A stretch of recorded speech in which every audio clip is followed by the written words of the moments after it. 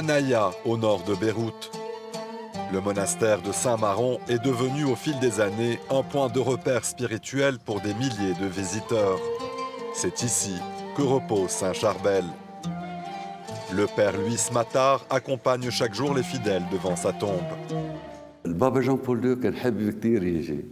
Le pape Jean-Paul II souhaitait visiter le monastère, mais il n'avait pas eu une minute de libre dans son programme de voyage au Liban pour venir ici. Aujourd'hui, le pape Léon XIV entame son voyage au Liban par un temps de recueillement sur la tombe de Saint Charbel, et sa visite donnera de l'importance au sanctuaire de Saint Charbel du monastère de Saint-Maron à Anaya. Il s'élève désormais au rang de lieu de pèlerinage international. À l'intérieur du monastère, une petite salle raconte une autre facette du rayonnement de Saint Charbel.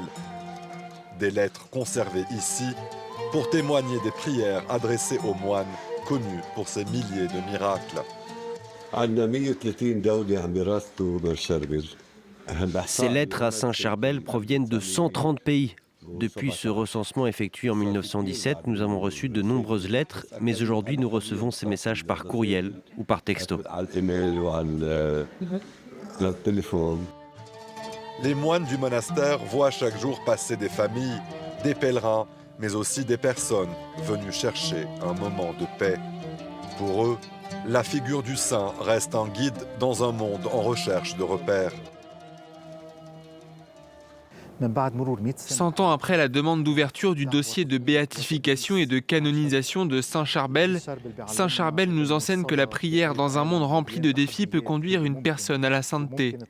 Saint Charbel a vécu seul dans son ermitage pendant 23 ans et au cours de ces 23 ans, il s'est livré à Dieu, ce qui a permis à Saint Charbel de rayonner à travers le monde. Ce rayonnement dépasse aujourd'hui les frontières du Liban. La figure de Saint Charbel touche des chrétiens du monde entier, mais aussi bien d'autres communautés. Saint Charbel a dépassé son église locale maronite libanaise pour appartenir désormais à l'église universelle, à l'église catholique dans son ensemble touchant tous les chrétiens du monde, quelle que soit la branche à laquelle ils appartiennent, et bien d'autres communautés.